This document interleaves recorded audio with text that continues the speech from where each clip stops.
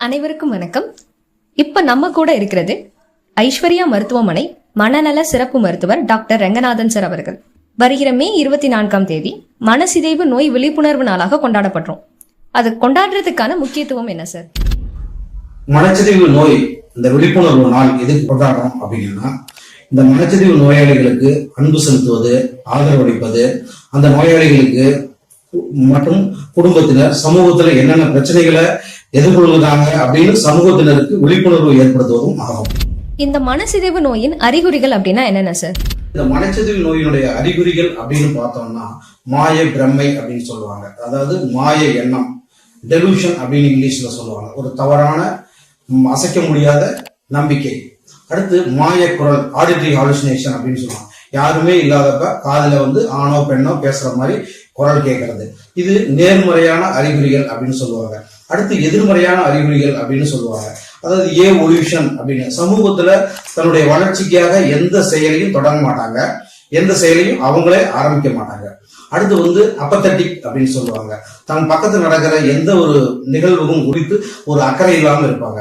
அடுத்து lack of interest அப்படின்னு சொல்லுவாங்க. ஆன்கிடோனியா அப்படின்னு சொல்லுவாங்க. முன்னாடி மகிழ்ச்சியா கொண்டாடின விஷயங்கள்ல இப்போ ஆர்வம் இல்லாம இருப்பாங்க.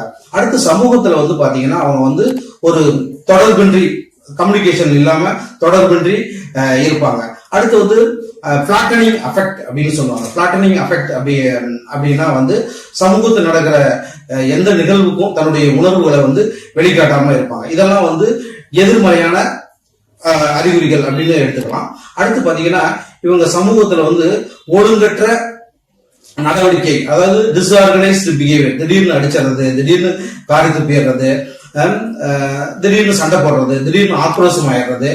அடுத்து பாத்தீங்கன்னா ஒழுங்கற்ற பேச்சு இருக்கும். சம்மந்தம் இல்லாம பேசுறது, ஒரு வார்த்தைக்கும் இன்னொரு வார்த்தைக்கும் தொடர்பு இல்லாம பேசுறது. இதெல்லாம் பொதுவா மனச்சிதைவு நோயோட அறிகுறிகள் எடுத்துக்கலாம். இந்த பிரச்சனை இருக்க நோயாளிகள் சமூகத்துல அவங்க எதிர்கொள்ற சிக்கல்கள் மற்றும் அதற்கான தீர்வு அப்படின்னா என்ன சார் சொல்லுவீங்க?